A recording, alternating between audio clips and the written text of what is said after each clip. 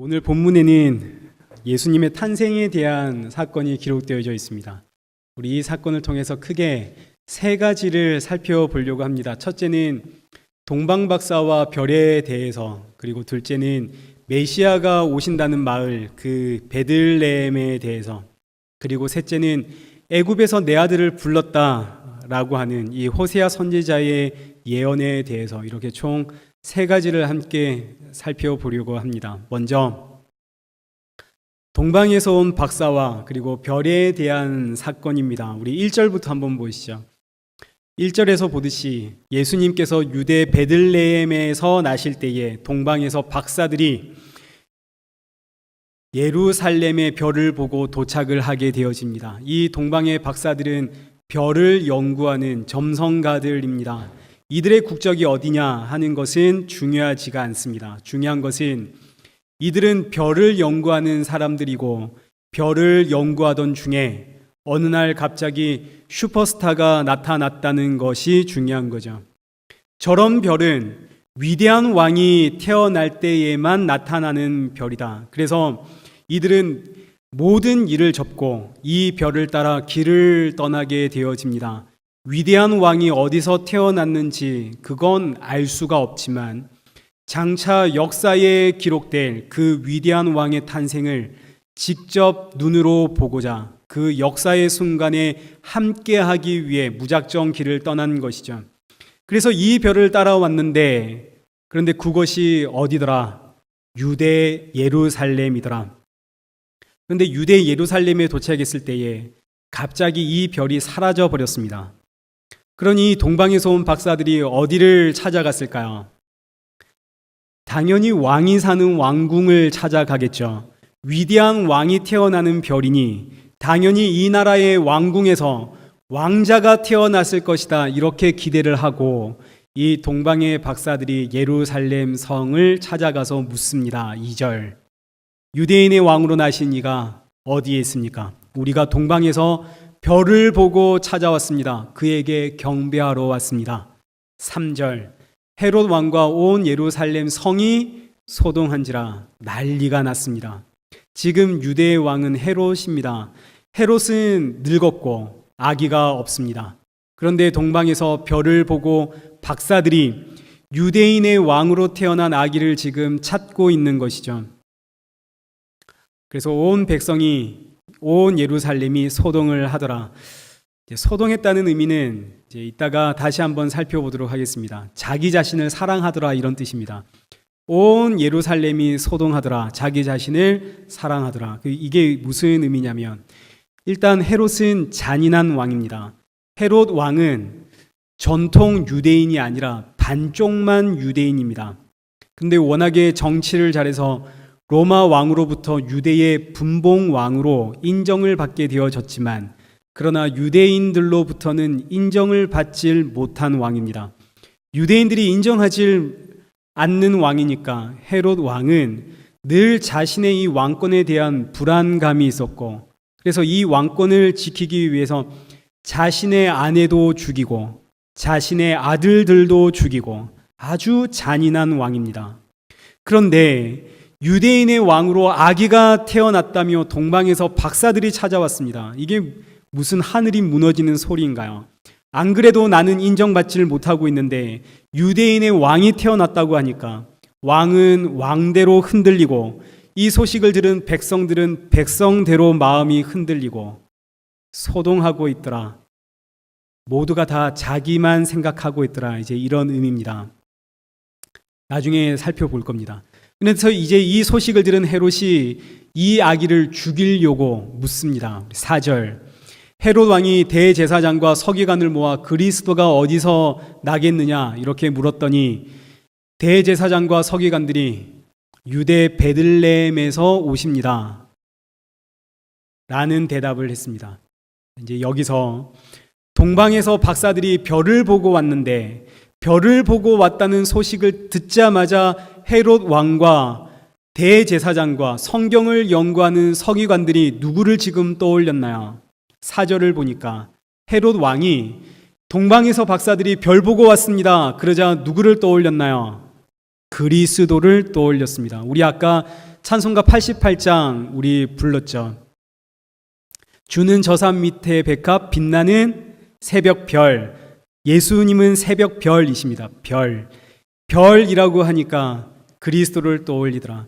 그래서 지금 온 유대인들은 별 이야기를 하게 되면 하늘의 별, 저건 누구를 상징하냐면 그리스도를 상징합니다. 동방에서 박사들이 별을 보고 왔다더라. 유대인들은 이 소식 들으면 다 아는 거죠. 아, 별은 그리스도인데 그리스도가 오셨구나. 놀라운 소식입니다. 그러면 구약 성경 어디에서 예수 그리스도가 별이다 이렇게 기록되어 있나요? 우리 민수기 24장을 한번 가셔야 됩니다.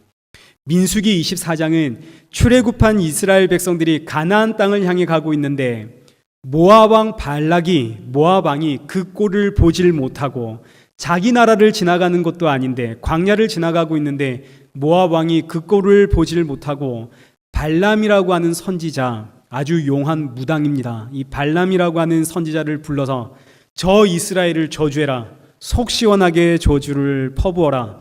그래서 이 발람과 모압의 왕이 이스라엘이 지나가는 그 모습이 보이는 높은 꼭대기에 올라가서 제단을 쌓고 이스라엘을 저주하려고 발람이 입을 여는 순간, 그 순간 여호와의 영이 이 발람의 입에 임해서 그 입에서 저주가 튀어나오는 것이 아니라 축복이 선포되어집니다. 모압 왕도 놀라고 발람도 당황해하죠. 너 지금 뭐 하고 있니? 발람이 당황해서 제가 한 것이 아니라 신의 영이 임해서 그 신이 한 이야기입니다. 그럼 우리가 장소를 바꿔서 우리 다시 한번 저들을 저주해 보자. 그래서 장소를 바꿔서 다시 저주를 하게 되는데 저주하려고 입을 여는 순간 다시 여호와의 영이 그 입에 임해서 저주가 아니라 축복이 선포되더라. 그래서 우리 24장 10절 말씀을 보시면 발락이, 모압의 왕의 이름이 발락입니다. 모압의 왕이 발람에게 노하여 손뼉을 치며 내가 그대를 부른 것은 내 원수를 저주하라는 것이오늘 그대가 이같이 3번 그들을 축복하였도다. 지금 발람은 저주하고 싶습니다. 정말 저주를 하고 싶은데 그런데 입만 열면 뭐가 나오더라? 축복이 나오더라. 그래서 이제 성경은 발람이 마지막 4번째 저주를 시도하는 장면이 이제 기록이 됩니다. 이게 이제 민수기 24장의 배경인데 역시나 마지막으로 저주하려고 입을 열었더니 하나님의 영이 발람의 입에 임해 역시 선포되어지는 것은 축복의 메시지죠. 17절입니다. 한 별이 야곱에게서 나오며 한 규가 이스라엘에게 나와서 모압을 이쪽에서 저쪽까지 쳐서 무찌르고 또 셋의 자식들을 다 멸하리로다. 이제 이 마지막 예언에서 별 이야기가 나오는 거죠. 한 별이 나옵니다. 이 별이 바로 메시아 예언, 그리스도 예언, 예수 그리스도를 상징하는 별입니다. 메시아 그리스도, 이 말은 다 똑같은 뜻입니다. 히브리어로 메시아, 헬라어로 그리스도. 내용은 구원자. 제가 메시아라고 할 때도 있고 그리스도라고 할 때도 있고 이걸 헷갈려 하지 마십시오. 구원자라는 뜻입니다. 그래서 구원자, 그리스도, 메시아가 한 별로 이 땅에 오시는데 이 땅에 오셔서 그 메시아, 그 그리스도가 하는 일이 뭐냐? 첫째는 모압을 쳐서 무찌르는 일이고 둘째는 셋의 자식들을 다 멸절하는 것이 메시아가 오셔서 하는 일입니다. 첫 번째, 모압을 쳐서 무찌른다. 이 말의 의미는 지금 모압이 자꾸 누구를 저주하고 있나요? 이스라엘을 저주하려고 온갖 노력과 힘을 쓰고 있죠. 이스라엘은 아브라함의 후손입니다. 그리고 우리가 살펴보았듯이 아브라함의 후손은 예수 그리스도죠. 이스라엘은 예수 그리스도의 하나의 표상, 모형입니다. 창세기 12장 3절. 하나님께서 아브라함에게 주신 약속 중에 하나가 너를 축복하는 자에게 내가 축복하고 너를 저주하는 자에게 내가 저주하겠다. 모든 족속이 너로 인해 복을 받을 것이다. 이 말씀은 예수님에 대한 말씀입니다. 예수 그리스도를 저주하는 자는 저주를 받고 예수를 축복하는 자는 축복을 받고 예수를 통해서 온 천하 만민이 복을 받게 된다. 이런 내용이죠. 그래서 지금 모압이 이스라엘을 저주하고 있는데 이스라엘은 예수님의 모형이기 때문에 모압은 지금 누구를 저주하고 있는 자, 예수 그리스도를 저주하고 있는 자들을 뜻하는 게 모압입니다. 그러니 이제 메시아가 오시면 가장 먼저 뭘 하시냐면 메시아를 저주하는 자를 저주하신다. 메시아를 저주하는 자는 누굽니까? 사탄이죠. 그래서 메시아가 가장 먼저 이 땅에 오셔서 하시는 일이 사탄을 심판하시고 어디서? 십자가에서 심판하시고 그리고 이제 두 번째 하시는 일이 우리 다시 민수기 24장 17절 셋의 자식들을 다 멸하겠다. 셋의 자식이란 옛날 성경을 보시면 소동하는 자식이라고 번역되어져 있습니다. 셋의 자식이란 소동하는 자식. 그래서 한 별이 오면 그 메시아가 오면 소동하는 자들을 내가 다 멸하겠다. 그럼 이제 누가 소동하는 자들인가요? 방금 우리 마태복음에서 보았죠. 동방의 박사들이 별을 보고 왔더니 온 예루살렘이 어떻게 되었더라? 소동하였더라. 우리 다시 본문을 보시죠. 마태복음 2장 2절. 동방의 박사들이 유대인의 왕으로 오신 이가 어디에 있습니까? 우리가 그의 별을 보고 경배하러 왔습니다. 그랬더니 이 말을 듣자 유대인들이 그리스도가 오셨구나. 하나님의 말씀대로 그리스도가 오셨구나. 이걸 모두가 다 알았습니다. 그래서 4절에 헤롯 왕이 대제사장과 서기관을 불러서 그리스도가 어디서 나겠느냐 이렇게 바로 직접적으로 물어보는 거죠. 다 아는 겁니다. 그리스도가 오셨구나. 메시아가 오셨구나. 그래서 대제사장과 서기관들이 베들레헴에서 오십니다. 지금 모두가 다 이 사건이 어떤 사건인지를 다 알아들었습니다. 이스라엘 백성들이 그토록 애타게 기다려왔던 메시아 그리스도가 오셨다는 거죠. 그러면 우리가 그토록 기다려왔던 그리스도가 이 땅에 오셨다면 그럼 이제 어떻게 해야 합니까? 마중 나가야 하지 않겠습니까? 베들레헴에서 태어난다는 사실까지 알고 있었다면 지금 대제사장들, 서기관들, 바리새인들 어디로 가야 됩니까? 베들레헴으로 가야죠. 우리가 그토록 기다려왔던 왕으로 오시는 메시아 그리스도 그분 만나러 우리 지금 당장 베들레헴으로 가야 하지 않겠습니까? 그런데 못 가죠. 대제사장들, 서기관들, 바리새인들 아무도 베들레헴으로 못 갑니다. 왜 못 갈까요? 헤롯 왕이 무서워서 못 갑니다. 왕으로 나신 그 아기 메시아 구원자 그리스도 그 아기를 찾아가면 헤롯 왕에게 죽습니다. 그토록 기다려왔던 메시아인데 정작 메시아가 왔다는 동방의 박사들 이야기를 들었더니 못 가더라. 왜 못 가는가? 헤롯이 무서워서. 달리 표현하면 지금까지 내가 쌓아왔던 나의 이 지위를 잃어버릴까 봐. 메시아보다 누가 더 소중하더라? 내가 더 소중하더라. 나는 나를 너무나 사랑하는 자. 그래서 3절에 메시아가 오셨다는 이 소식에 동방의 박사들이 별을 보고 찾아왔다는 이 소식을 듣자 헤롯 왕과 온 예루살렘이 듣고 소동했더라. 왜 소동했나요? 소동하더라. 이 말의 의미는 자신을 끔찍히 사랑하더라 이런 뜻입니다. 메시아가 왔지만 나는 메시아 보러 못 갑니다. 왜요? 나는 나를 너무나 사랑하니까 갈 수가 없죠. 그래서 메시아가 오면 한 별이 오면 무슨 일이 일어나냐면 소동하는 자들을 내가 멸하겠다. 자기를 사랑하는 자들 내가 다 멸하겠다. 자기를 너무나 사랑해서 나에게로 오지 못하는 자들은 내가 다 멸하겠다. 지금 헤롯 왕이 자신을 너무나 사랑하고 있죠. 대제사장과 서기관들 그리고 온 예루살렘의 백성들 자신을 너무나 사랑하기에 메시아가 왔다는데 베들레헴으로 못 갑니다.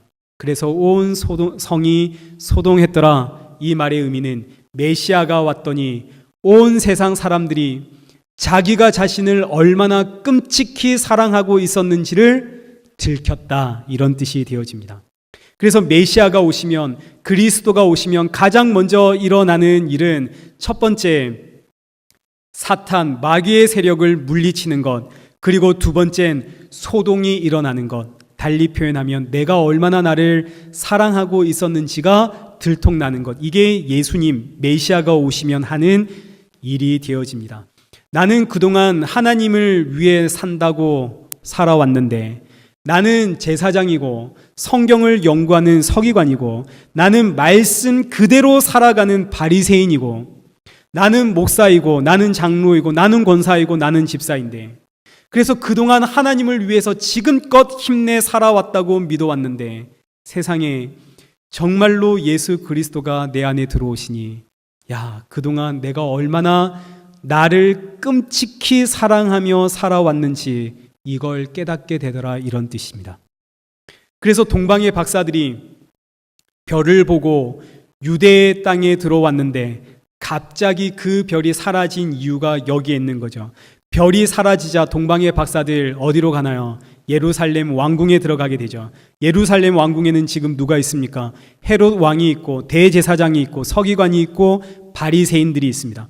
모두 이스라엘의 영적 지도자로서 하나님의 말씀대로 살아간다는 자부심을 가지고 있는 사람들입니다. 헤롯 왕은 유대인들의 인정을 받기 위해서 무려 46년 동안 하나님의 성전을 아름답게 재건축한 사람이었고, 서기관과 바리새인, 대제사장은 율법으로 흠이 없는 사람들입니다. 그런데 메시아가 왔습니다. 뭐가 들통났나요? 온 성이 소동하더라. 우리가 그동안 얼마나 우리를 사랑하고 있었는지가 들통나더라. 이걸 달리 표현하면 죄가 드러나더라. 그래서 이 죄를 드러내기 위해 너희가 얼마나 소동하는 자식들인지, 너희가 얼마나 자신을 사랑하고 있는 자들인지 알아라고 별이 사라지고, 이제 동방의 박사들이 그 예루살렘 왕궁에서 나올 때에 9절 말씀을 보시면 이 별이 문득 느닷없이 다시 동방의 박사들 앞에 나타나 그들을 이끌고 베들레헴으로 인도해 가더라. 별이 사라지죠. 죄를 알아라고. 오늘 우리가 얼마나 우리를 사랑하고 있는지를 한번 보셔야 됩니다. 여러분, 교회에 나올 때 그냥 나오신 분들 아무도 없으시죠? 뭐라도 하나 찍어 바르고 나오셨죠? 저도 뭐 하나 바르고 나왔습니다. 예수님이 오시면 내가 나를 이렇게 사랑하는 것조차 죄라는 것을 알게 되어집니다. 화장을 하면서도 아, 나는 죄인이구나. 운동을 하면서도 아, 나는 죄인이구나. 이 사실을 알게 되는 거죠. 그래서 이런 나를 구원하기 위해 오신 하나님이 이런 나를 구원하기 위해 이 땅에 오셨다는 이 사실, 얼마나 기쁘고 감사한지 모릅니다. 죄를 아니까 감사가 커지죠. 그런데 반대로 내 안에 그 예수 그리스도가 드러나지 않으면, 그 믿음이 내 안에 없으면 어떻게 되냐면, 아니, 하나님이 나에게 주신 이 몸을 건강하게 관리하는 게 어떻게 죄가 됩니까? 이렇게 나오게끔 되어져 있습니다. 절대로 죄라고 인정하지 못하죠. 이게 사도 바울의 이야기입니다. 나는 율법으로는 흠이 없는 사람, 나는 죄가 없는 사람. 그런데 예수님을 만났더니 나는 죄인 중에 괴수라, 이렇게 고백하게 되어지죠. 이제 둘째로 유대 베들레헴에 대해서 생각해 보겠습니다. 동방의 박사들이 별을 보고 왔다고 하니까 헤롯 왕과 대제사장, 헤롯 왕이 대제사장과 서기관들에게 묻습니다. 그리스도가 어디서 나겠느냐? 그랬더니 5절과 6절 말씀에 유대 베들레헴에서 납니다.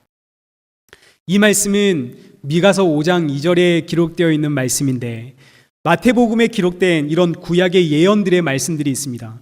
이 말씀들은 이 한 구절 한 구절에 의미가 있는 것이 아니라, 여기 기록되어 있는 구절들은 미가서 전체의 사건을 요약해서 그 사건의 대표 구절로서 인용된 것이지, 이 구절 한 구절 자체의 의미가 있는 게 아닙니다. 그러니 이런 말씀을 볼 때는 단순히 아, 그리스도가 유대 베들레헴에서 나시는데 그 말씀이 성취되었구나, 그 말씀대로, 하나님의 말씀대로 되었구나, 이렇게 끝나버려서는 안 되고 그 전체의 의미를 함께 봐야 됩니다. 왜 예수 그리스도가 베들레헴에서 오시는가? 왜 메시아가 베들레헴에 오시고 베들레헴에 오셨다는 의미가 뭔가? 이걸 우리가 확인을 해야 되는 거죠. 미가서 5장 2절입니다. 베들레헴 에브라다야, 너는 유다 족속 중에 작을지라도 이스라엘을 다스릴 자가 내게로 나올 것이라. 그의 근본은 상고에 영원에 있느니라. 영원 전부터 계신 그분이 베들레헴에 오신다, 이런 이야기죠. 그리고 나서 3절에 뭐라고 기록되냐면, 그러므로 여인이 해산하기까지 그들을 붙여두시겠고 그 후에는 그의 형제 가운데 남은 자가 이스라엘 자손에게로 돌아오리니. 어려운 이야기 같지만 쉽게 이야기하면 영원 전부터 계신 그분이 베들레헴에 오시면 어떻게 된다고요? 남은 자만 돌아온다, 이 이야기를 하는 겁니다. 여러분, 지난주에 기억나시나요? 남은 자가 돌아오리라. 이사야 선지자에게 아들이 둘 있습니다. 첫 번째 아들의 이름이 스알야숲, 그의 이름의 뜻이 남은 자가 돌아온다. 어떻게 남은 자가 돌아오나요? 마헬살랄 하스바스, 노략을 통해서 남은 자로 만드시겠다. 그 분이 이제 베들레헴에 오신다, 이런 뜻입니다. 그래서 7절, 야곱의 남은 자는 많은 백성 가운데 있으니 그들은 여호와께로부터 내리는 이슬 같고 풀 위에 내리는 단비 같아서 사람을 기다리지 아니하며 인생을 기다리지 아니할 것이고, 남은 자는 이제 더 이상 사람과 인생을 기다리지 않는답니다. 하나님께서 그리스도가 오면 이렇게 만들어 놓겠다는 거죠. 오늘 우리가 얼마나 사람을 의지하고 있고 우리의 인생을 의지하며 살아갑니까? 그런데 그렇게 못하게끔 하나님이 만들어 놓겠다는 겁니다. 그리스도가 오면 어떻게 이렇게 만드는가? 10절, 여호와께서 이르시되 그날에 이르러는, 그날 메시아 그리스도가 이 베들레헴에 오게 되어지면, 그날이 되면 그가 너의 군마를 멸절하고 너의 병거를 부수고 너의 성읍도 멸하고 너의 모든 견고한 성을 무너뜨려서 사람과 인생 의지하지 않는 자로 내가 만들어 놓겠다. 그러니 베들레헴에 별이신 그리스도가 오시면 어떤 일이 일어나는가?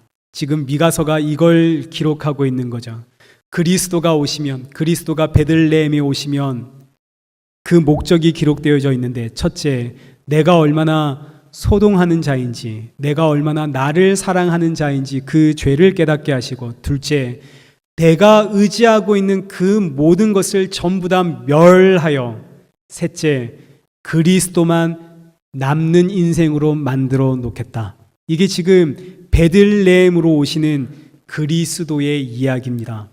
단순히 그리스도는, 메시아는 베들레헴에서 나신대, 이런 이야기가 아니라 베들레헴으로 오시는 그 그리스도가 오시면 죄를 깨닫게 하고 너희가 의지하는 그 모든 것을 빼앗아서 그리스도만 남는 인생 되게 만들어 놓겠다, 이 이야기를 하는 거죠.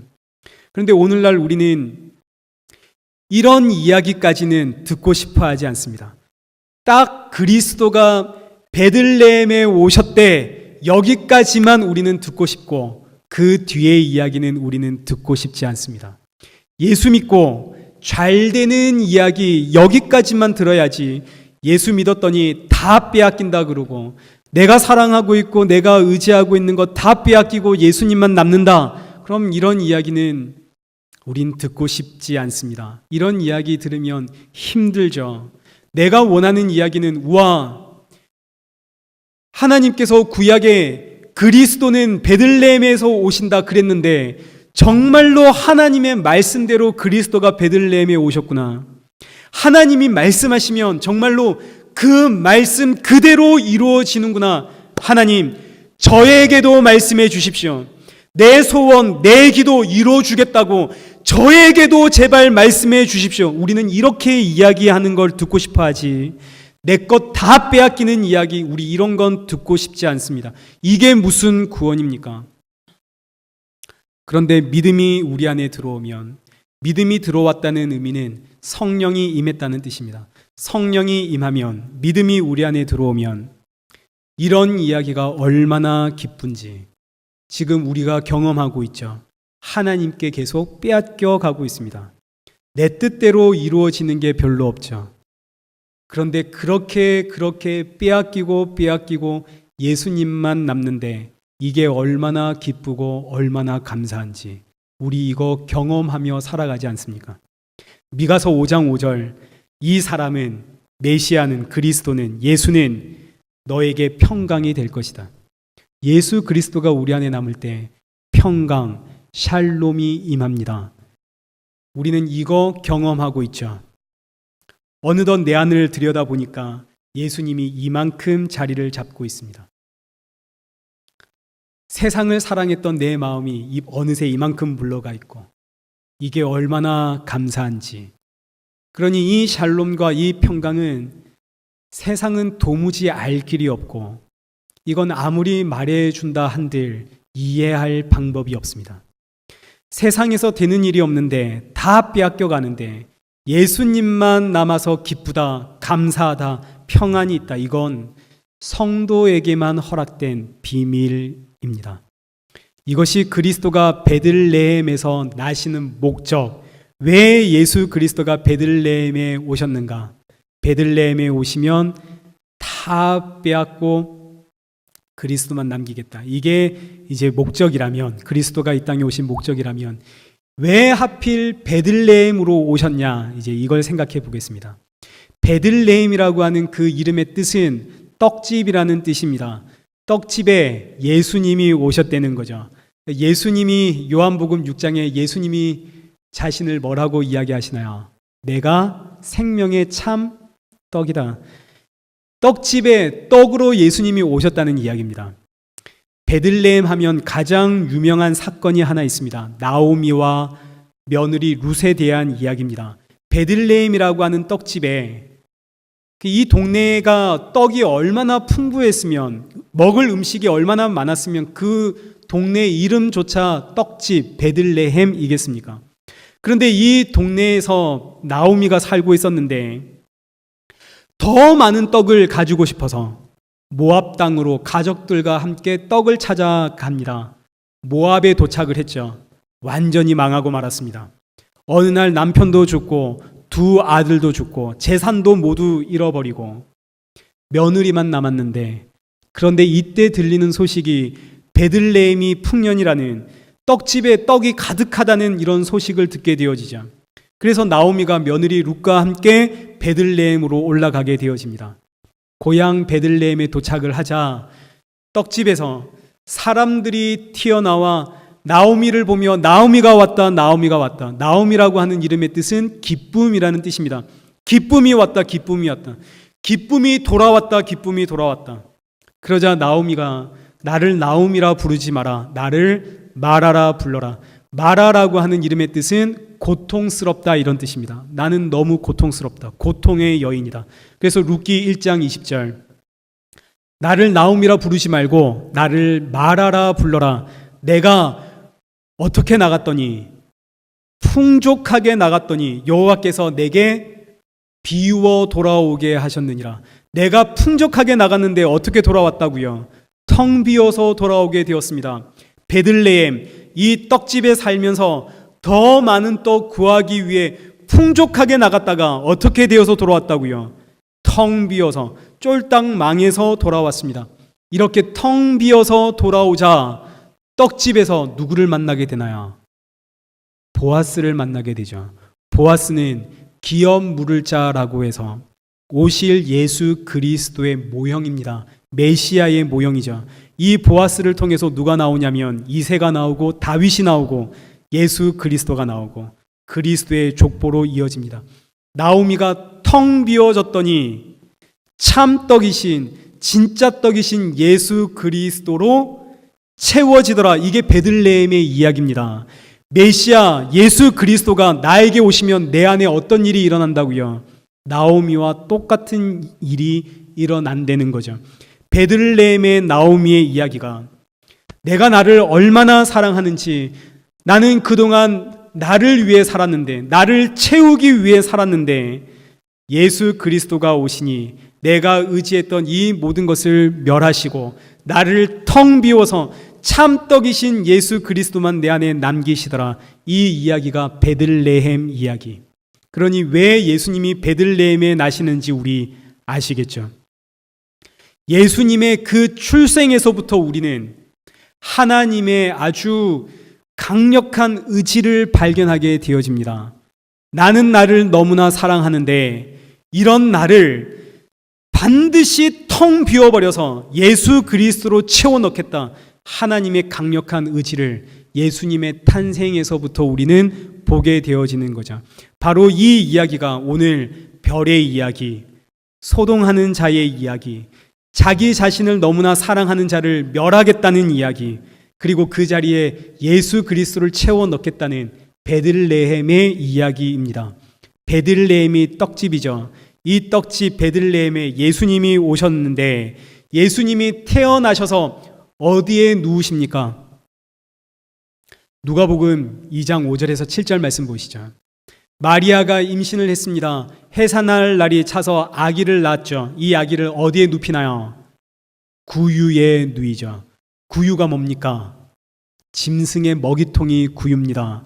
지금 성경이 너무나 재밌는 이야기를 하는 거죠. 예수님이 베들레헴 떡집에서 태어나셨고 태어나자마자 어디에 누우셨다고요? 구유, 짐승의 먹이통에 눕혀졌습니다. 짐승의 먹이통에는 뭐가 올라가야 정상인가요? 짐승의 먹이가 올라가야 정상이겠죠. 예수님이 뭐라는 이야기입니까? 짐승의 먹이라는 이야기입니다. 짐승의 먹이로 이 땅에 오셨다는 이야기를 지금 하고 있는 거죠. 누가 짐승인가요?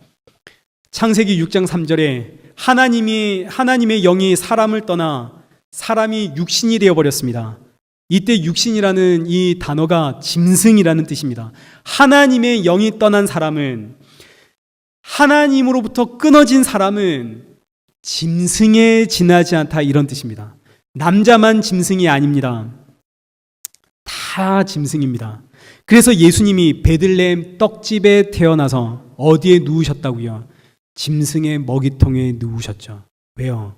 이 예수 그리스도를 먹어야만, 이 예수의 살과 피를 먹어야만 하나님으로부터 끊어진 짐승이 하나님과 연결되어지기 때문에, 구원을 받기 때문에. 그래서 예수님이 짐승들의 먹이로 오셨기에 태어나자마자 구유, 짐승의 먹이통에 누워지십니다.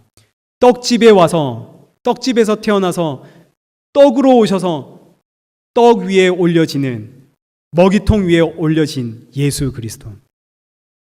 그래서 요한복음 6장에 35절, 나는 생명의 떡이다. 48절, 내가 곧 생명의 떡이다. 51절, 나는 하늘에서 내려온 살아있는 떡이니 사람이 이 떡을 먹으면 영생하리라. 내가 줄 떡은 곧 세상의 생명을 위한 내 살이니라. 55절, 내 살은 참된 양식이요 내 피는 참된 음료로다. 내 살을 먹고 내 피를 마시는 자는 내 안에 거하고 나도 그의 안에 거하나니 이 떡을 먹는 자는 영원히 살리라. 이 말씀을 듣자 사람들이 이게 대체 무슨 소리냐?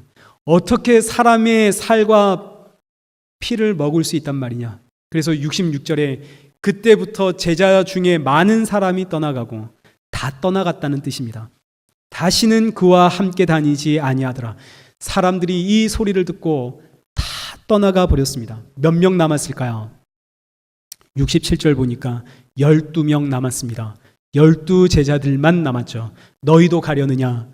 그러자 이 제자들이 영생의 말씀이 주께 있으니, 여기에 있으니 우리가 어디로 가겠습니까? 그런데 이 12 제자들도 결국 십자가 앞에서 전부 다 도망가 버리고 말죠. 사람의 이성과 사람의 이 감정, 그리고 사람의 의지로는 절대로 예수님 따라갈 수 없다는 이야기입니다. 예수님의 십자가 앞에서 모두가 다 도망을 갔는데, 놀랍게도 예수님 십자가에서 죽으시고 부활하시고 하늘에 승천하시고 하늘에서 성령을 보내주시고 그 성령이 사람들 안에 임하게 되자, 그때 비로소 사람들이 예수님의 말씀이 무슨 뜻인지를 이해하게 되더라. 그래서 성령이 임한 예수님의 제자 마태가 예수님이 바로 그 생명의 떡이십니다. 생명의 떡이기에 예수님은 떡집이라는 베들레헴에서 오셨고 짐승의 먹이통 구유에 누여지셨습니다. 이걸 이제 누가 믿을 수 있나요? 이건 성령이 임한 자만 믿을 수가 있는 내용입니다. 하나님이 믿음을 넣어 주셔야만 믿을 수가 있는 내용이죠. 그래서 베드로후서 1장 17절 말씀에 지극히 큰 영광 중에 이런 소리가 나 그에게 나기를 이는 내 사랑하는 아들이요 내 기뻐하는 자라 하실 때에 그가 하나님 아버지께 존귀와 영광을 받으셨느니라. 이 소리는 우리가 그와 함께 거룩한 산에 있을 때에 하늘로부터 난 것을 들은 것이라. 지금 베드로 사도가 예수님과 함께 변화산에서 경험했던 그 이야기를 지금 하고 있습니다. 예수님과 함께 산에 올라갔는데 눈을 들어보니 예수님 옆에 모세가 있고 엘리야가 있고 예수님이 영광 중에 변화되어서 모세와 엘리야와 함께 이야기를 나누실 때에 하늘이 열려 하늘에서 소리가 들리는데 이는 내 사랑하는 아들이요 내 기뻐하는 자다. 너희는 저의 말을 들어라. 이 놀라운 사건을 베드로가 경험을 한 것이죠. 그런데 19절 말씀을 보시면 우리에게는 이보다 더 확실한 예언이 있다. 이것보다 더 확실한 증거가 있다는 겁니다. 베드로가 이야기하는 거죠. 나는 지금 변화산에서 예수 그리스도가 모세와 엘리야와 함께 있는 것을 보았지만 이보다 더 큰 증거가 지금 여기에 있습니다. 이보다 더 큰 증거가 뭡니까? 성령입니다. 성령이 임하시면 19절 성령은 어두운 데를 비추는 등불과 같으니 날이 새어 샛별이 너희 마음에 떠오르기까지 너희가 이것을 주의하는 것이 옳으니라. 날이 새어 샛별이 마음에 떠오르기까지 주는 저산 밑에 백합 빛나는 새벽별 날이 되어 샛별이 떠오르기까지. 이 샛별이 누굽니까? 예수 그리스도자. 요한계시록 22장 16절 나 예수는 다윗의 뿌리요 자손이니 곧 광명한 새벽별이라. 예수님이 누구시라고요? 광명한 새벽별. 날이 되어 샛별이 너희 마음에 떠오르기까지 광명한 새벽별이신 예수 그리스도가 너희 마음에 떠오를 때까지 어떻게 하라고요? 말씀을 묵상하고 기도하라는 이야기입니다. 그래서 성령이 우리 안에 임하면 말씀을 볼 때, 말씀을 들을 때에 우리 안에 예수 그리스도가 떠올라 베들레헴 이 떡집에 참떡으로 오셔서 짐승의 모기통에 놓이신 그 예수 그리스도가 너와 나를 구원하기 위해 이렇게 낮고 낮은 비참한 모습으로 오신 하나님이다 하는 사실을 우리가 믿게 되어지는 거죠. 그리고 그 예수님이 나에게 오시면 내 안에 있는 모든 것을 텅 비워 예수 그리스도로만 채워지게 하신다는 사실을 믿게 되어집니다. 이것이 예수 믿는다는 뜻입니다. 이런 믿음 우리가 언제 원했습니까? 하나님의 선물입니다. 원하지 않았는데 우리 안에 쳐들어오는 선물인 것이죠. 그럼 이제 마지막으로 애굽에서 내 아들을 불렀다는 이 말씀을 살펴보고 이제 말씀을 맺도록 하겠습니다. 이 내용은 다음 주에 한 번 더 살펴볼 텐데 애굽에서 내 아들을 불렀다. 크게 두 가지의 의미가 있는데 그 중에 첫 번째 의미만 오늘 살펴보도록 하겠습니다. 동방의 박사들이 베들레헴에 가서 예수님을 만나고 돌아갔습니다. 그러자 헤롯 대왕이 베들레헴의 아기들을 모두 다 죽이려고 계획을 했습니다. 그러자 하나님이 천사를 보내 요셉과 마리아에게 헤롯이 지금 이 아기를 죽이려고 하니 너는 떠나서 애굽으로 가라 이렇게 명을 내립니다. 그래서 요셉과 마리아 그리고 아기 예수님이 애굽으로 가게 되어지는데 15절 말씀을 보시면 이는 주께서 선지자를 통하여 말씀하신 바 애굽으로부터 내 아들을 불렀다 함을 이루기 위해서다라고 말씀을 하는 거죠. 이 내용이 조금 이상하죠. 예수님이 애굽에 들어가셨는데 그런데 성경에 뭐라고 하냐면 애굽에서부터 내 아들을 불렀다 함을 이루기 위해 예수님이 아기 예수가 애굽으로 갔다. 뭔가 말이 되지 않는 이야기. 내 말을 이루기 위해 내 아들이 애굽으로 갔다 이렇게 해야 말이 되겠죠. 내 아들이 애굽으로 갔다 해야 말이 되는데 그렇게 하지 않고 애굽에서 내 아들을 불러냈다. 내가 이 말을 이루었다 이렇게 이야기를 하고 있습니다. 그래서 이 말씀은 역시 이 한 구절로 이해해서는 안 되고 이 구절이 기록되어 있는 그 전체의 사건을 이해해야만 아 그렇구나 이렇게 되는 거죠. 그리야만 애굽에서 내 아들을 불러냈다는 이 의미를 우리가 알게 되어집니다. 이 말씀은 호세아 11장에 기록된 말씀입니다. 호세아 선지자는 하나님께서 이스라엘을 사랑하는 그 하나님의 애틋한 마음, 그 심정을 이해하도록 하나님께서 특별히 택하시고 부르신 선지자가 이 호세아입니다. 그래서 호세아 1장 2절 말씀을 한번 보시면 하나님께서 호세아에게 너 가서 음란한 여자와 결혼을 해서 음란한 자녀를 낳아라, 이렇게 하나님께서 명령을 내리는 거죠.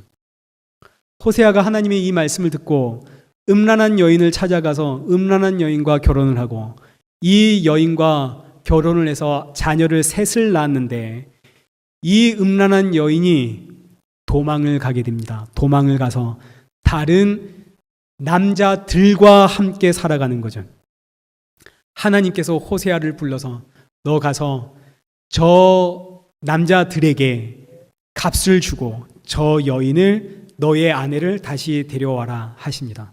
그래서 이 호세아가 아내가 자신을 버리고 도망가서 다른 남자들과 살아가는 그 모습을 보면서 배신감과 아픔을 경험하면서 그리고 그 아내를 다시 돈 주고 데려오는 이 사건을 통해서 하나님께서 늘 항상 영적 간음을 행하고 있는, 늘 항상 우상 숭배를 하고 있는, 늘 자기만 사랑하고 있는 이 이스라엘 백성들에 대해서 얼마나 배신감을 느끼고 얼마나 아파하고 있고 그리고 또 얼마나 이 이스라엘을 사랑하고 있는지를 호세아가 깨닫게 되어집니다. 이런 배경 속에서 호세아 11장 1절이 기록되는 거죠. 마태복음에 기록된 이 말씀이 이제 기록되었는데 이스라엘이 어렸을 때 내가 사랑하여 내 아들을 애굽에서 불러냈거늘, 이렇게 시작을 하는 겁니다.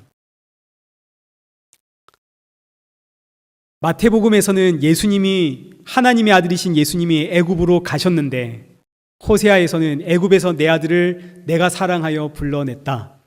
뭔가 말이 되지 않죠. 그런데 이어지는 내용들을 확인하면 예수님이 애굽으로 가셨는데 애굽에서 내 아들을 불러냈다, 이 말씀이 이루어졌다는 의미가 하나님께서 예수 그리스도를 애굽으로 보내서 애굽에서 종살이하고 있는 내 백성을 불러냈다, 지금 이 이야기를 하고 있는 거구나. 애굽은 세상을 뜻하죠. 하나님께서 이 세상에서 종노릇하고 있는 하나님의 자기 백성을 불러내기 위해, 출애굽시키기 위해 하나님께서 자기 아들을 애굽으로, 세상으로 지금 보냈다, 이런 이야기를 하고 있는 겁니다. 출애굽할 때에 하나님께서 어린 양의 피를 통해 이스라엘 백성들을 출애굽시켰듯이 오늘 하나님께서 저와 여러분을 출세상 시키기 위해 하나님의 아들을 이 세상으로 보내셨다, 지금 이 이야기를 하고 있는 거죠.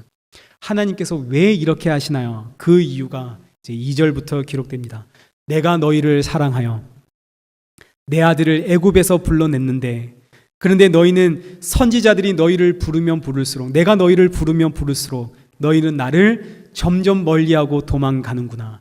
7절, 나의 백성이, 나의 자녀가, 나의 아들 딸들이 끝끝내 내게서 물러나니 내가 아무리 불러도 일어나 나에게 돌아오는 자가 한 사람도 없구나.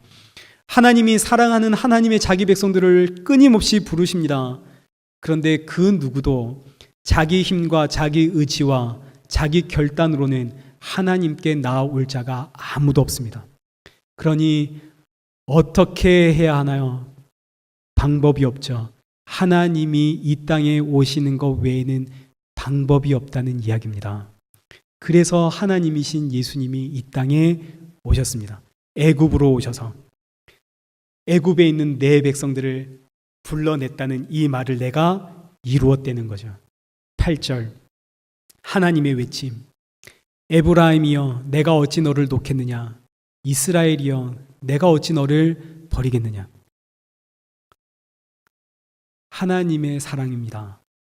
우리는 끊임없이 하나님을 떠나 있는데 하나님께서는 내가 너를 어떻게 놓을 수 있고 내가 너를 어떻게 버릴 수가 있느냐. 그래서 하나님이 그 아들 예수 그리스도를 애굽으로 보내 이 세상에서 내 아들, 내 백성, 너희들을 불러내겠다, 이 말씀을 이루기 위해, 예수님이 이 땅에 오셨다 하는 거죠.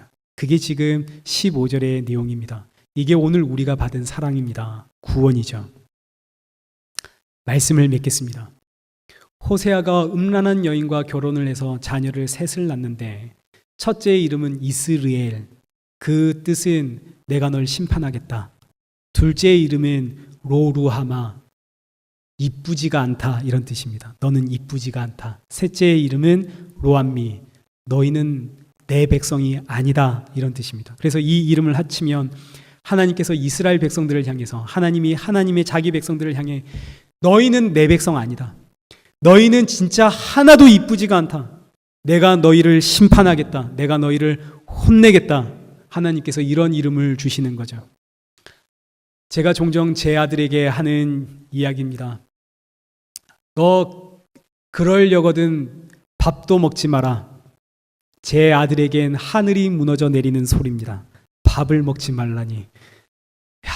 근데 이 소리가 진짜 밥 먹지 말라는 소리입니까? 제가 오죽하면 밥을 사랑하는 이 아이에게 밥 먹지 마라 하겠습니까? 하나님께서 오죽 답답하면 이 아이들의 이름을, 이 내 백성의 이름을 너는 하나도 이쁘지 않아. 내가 널 혼낼 거야. 넌 내 자녀 아니야. 이렇게 엄포를 놓으실까요? 오죽하시면. 그런데 그렇게 해놓고 하나님이 어떻게 하셨나요? 이 아이들, 답이 없는 이 아이들 구원하기 위해 하나님께서 친히 애굽으로, 세상으로 오셨습니다. 사람의 몸으로 애굽에 있는, 이 세상에 있는 자기 백성들을 구원하기 위해 내가 사랑하여 내 아들을 애굽에서 불러냈다. 이 말씀 이루기 위해 자신은 사람으로 이 땅에 오셨죠. 애굽으로 오셨습니다. 그분이 바로 예수 그리스도. 여기에 무슨 우리의 자격이 있고 조건이 있겠습니까? 구원받을 이유도 자격도 조건도 없는 무조건적인 하나님의 사랑입니다. 그리고 이 무조건적인 하나님의 사랑은, 제가 이렇게 말하는 걸 용서하십시오. 편협하게 들릴 수 있지만 이 무조건적인 하나님의 사랑은 오직 성령이 임한 자에게만, 하나님이 믿음 넣어주신 자에게만, 그들만 누릴 수 있는 특권입니다. 애초에 성경은 성령이 임한 자들, 샛별이신 예수 그리스도가 마음에 떠올라지게 되어지는 믿음의 책이 성경입니다. 성령이 임한 자들에게만 성경을 통해 예수 그리스도가 보입니다. 그렇지 않은 자들에겐 이 성경은 지혜를 주는 책이요. 그래서 여러분 잠언 보면서 내가 잠언을 내가 100권 읽고 지혜를 얻겠다. 그렇게 되어버리게 되고, 축복을 받는 책, 내가 율법 지켜서 내가 복을 받아내겠다. 그렇게 되어지는 것이고, 어떻게 하면 내가 기도해서 응답을 한번 받아볼까? 내 소원 성취를 위해서 성경에서 기가 막힌 원리를 뽑아내 사람들을 미혹하는 그런 책에 지나질 않습니다. 그러니 똑같이 성경을 읽어도 다니엘처럼 뜻을 정해 하루에 3번씩 기도하면 너도 성공한다. 다니엘처럼 공부 잘하는 우등생이 될 수 있다. 그래서 나온 책의 제목이 다니엘 학습법. 여러분 그거 아시나요? 다니엘 학습법. 이거 베스트셀러입니다. 한국에 교회 다니는 10대들, 저희 집에도 한 3권 있었습니다. 다니엘 학습법. 똑같이 성경을 읽어도 예수님 같은 탁월한 리더십, 그 리더십이 있어야 돼. 그래서 리더십 예수, CEO 예수, 최고 경영자 예수, 이런 책들이 책으로 출판되는 거죠. 사람들은 여기서 기가 막힌 원리 배워서, 그래 나도 한번 예수님처럼 성공해보자, CEO 한번 되어보자, 최고 경영자 한번 되어보자, 리더십 한번 배워보자, 이런 책들이 세상의 시중에 베스트셀러가 되어져 가고, 대체 예수님은 어디에 있습니까? 그래서 성경은 오직 성령이 임한 자들에게만, 믿음이 들어간 자에게만 예수 그리스도가 보이는 책입니다.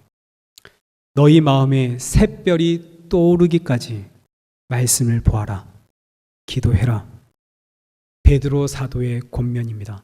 그래서 이 말씀을 읽을 때마다 오늘 하루 나에게 허락하신 삶을 살아갈 때마다 매 순간마다 저와 여러분의 마음에 샛별이신 예수 그리스도만 밝히 떠오르는 이 은혜가 임하기를 축원합니다.